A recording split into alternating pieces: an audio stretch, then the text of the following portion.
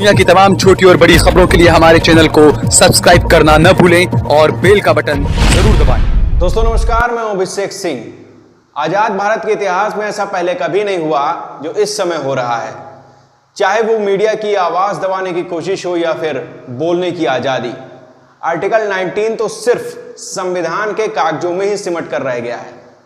देश में अब 90% मीडिया गोदी हो चुका है। बचे 10% पत्रकार जिनके अंदर पत्रकारिता के धर्म के प्रति पूरी निष्ठा और ईमानदारी है और निभाने की चाह है, वो जैसे तैसे अपना धर्म जो है वो निभा रहे हैं। पर गोदीशाही भारत में एक और तानाशाही फरमान आ गया है।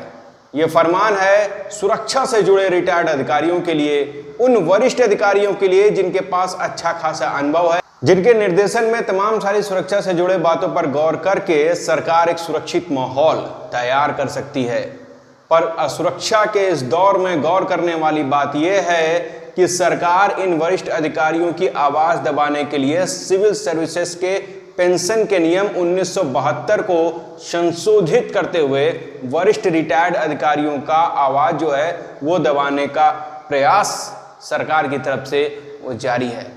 अब हम आपको बताते हैं कि इन नियमों के तहत किन संगठनों को रखा गया है।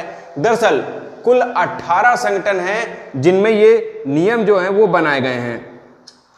इनमें इंटेलिजेंस ब्यूरो, रा, रेवेन्यू इंटेलिजेंस निदेशालय, सेंट्रल इकोनॉमिक इंटेलिजेंस ब्यूरो, प्रवर्तन निदेशालय, narcotics control bureau, aviation research centre, special frontline force, केंद्रीय रिजर्व पुलिस बल, इंडो तिब्बत बॉर्डर पुलिस, केंद्रीय औद्योगिक सुरक्षा बल, NSG, Assam rifles, special service bureau, Andaman Nicobar के स्पेशल क्राइम ब्रांच की जो टीम है वो सीआईडी यानी दादर नागर हवेली की क्राइम ब्रांच की टीम, सीबी और लक्षद्वीप पुलिस की विशेष शाखा इसमें शामिल है। अब ये अधिकारी सरकार की मौजूदा नीतियों पर किसी भी प्रकार की टिप्पणी नहीं कर पाएंगे। वो अपने अनुभवों या लेख या किताब वो नहीं लिख पाएंगे।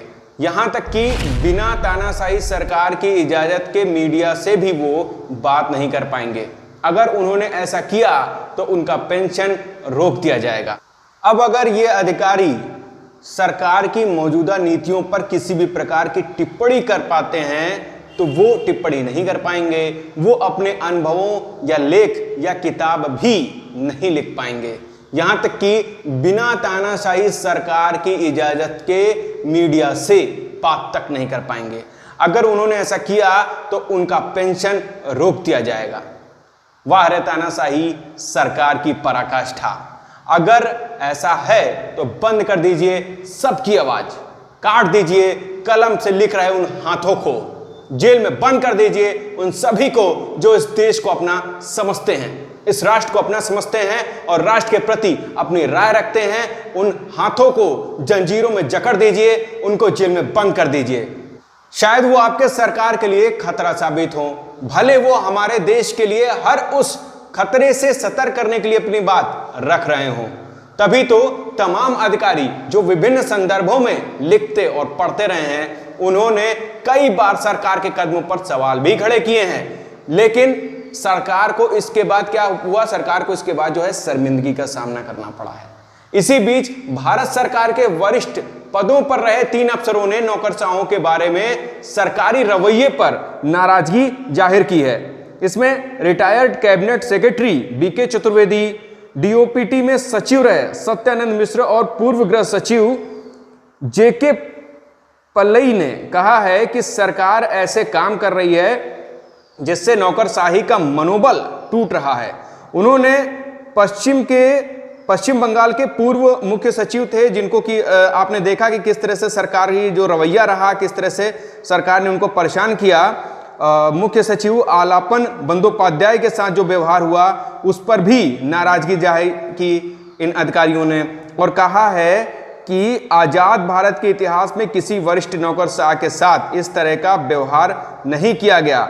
आमतौर पर किसी भी नौकरशाह को केंद्र के प्रतिनियुक्ति का बाकी प्रक्रिया पूरी होने के बाद 6 दिन और ट्रेवलिंग टाइम दिया जाता है, लेकिन यहाँ जिस तरह के फरमान सुनाया गया वो सर्वथा अनुचित और नियम के खिलाफ था।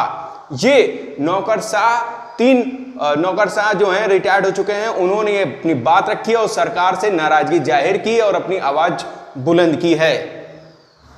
अब सरकार कहेगी कि उन्होंने कैसे सवाल खड़े किए, अब इस देश में ये कैसे संभव है। अब तो हमारा भारत जो है वो आजाद नहीं रह गया, अब गोदीशाही परंपरा का निर्वहन करने वाला देश हो गया है। तभी तो हर उस इंसान की आवाज को आप दबा दे रहे हैं, तभी तो आप देशभक्ति का ठीकरा अपने सिर पर खुद फोड़ना चाहते हैं और लोगों के अंदर का जो देशभक्ति है, राष्ट्रभक्ति है, वो जाया है, वो बेकार है। तो आप सबसे अनुरोध है कि कृपया करके हमें सपोर्ट करें।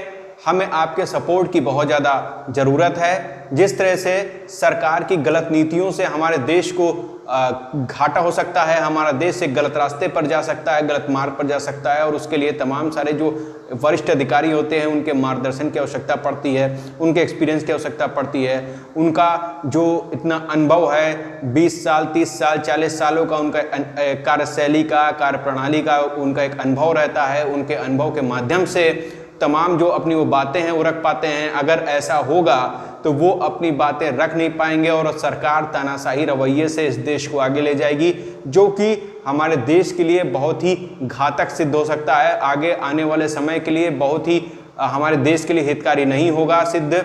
और ये इस रवैये से हमारा देश जो है वो आज़ादी की नीतियों से, आज़ादी, हमारा आज़ाद भारत की जो हम बात करते हैं, जिस देश की हम बात करते हैं कि हमारा देश आज़ाद भारत है, आज़ादी है, यहाँ सबके पास सबको अपनी आवाज़ बुलंद करने की आज़ादी है। अगर इन नीतियों से, इन सरकार की गलत नीतियों से, गलत नियमों से अगर ऐसी किसी भी प्रकार की लोगों पर रोक लगती है, लोगों की आवाज़ पर रोक लगती है, या किसी भी तरीके से हम अपनी जो आवाज़ है वो नहीं उठा पाते हैं, तो समझ सकते हैं कि आने वाले समय में ये देश किस तरफ जा रहा है। आज़ादी से भरा हुआ हमारा देश, जिसकी हम कल्पना करते हैं कि एक आज़ाद भारत है, और कल्पना क्या, हम इतना गर्व से कहते हैं, डंके की चोट पे कहते हैं कि हम आज़ाद राष्ट्र में रहते हैं, आज़ाद भारत में रहते हैं। तो अगर इस तरह की सरकार की नीतियाँ आएंगी तो आने वाले समय में ये आज़ादी हमसे छीन सकती है और एक तानाशाही प्रवृत्ति की ओर हमारा देश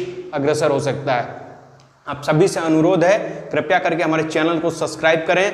हमारी स्वतंत्र पत्रकारिता को आपके सपोर्ट की बहुत ज़्यादा आवश्यकता है, और आपसे अनुरोध है कृपया करके कुछ भी सुझाव देना हो तो हमारे कमेंट बॉक्स में आकर के दें। हमारे कमेंट बॉक्स में नीचे आकर के अपना जो सुझाव है, जो राय है, जो मशवरा है वो आप दें, और कोशिश करें कि अभद्र भाषा का प्रयोग ना करें। यदि आपको बात गलत लगती है तो उसका भी विरोध एक सही तरीके से आप करें और अपनी बात को आकर के हमारे चैनल पर रखें। नमस्कार।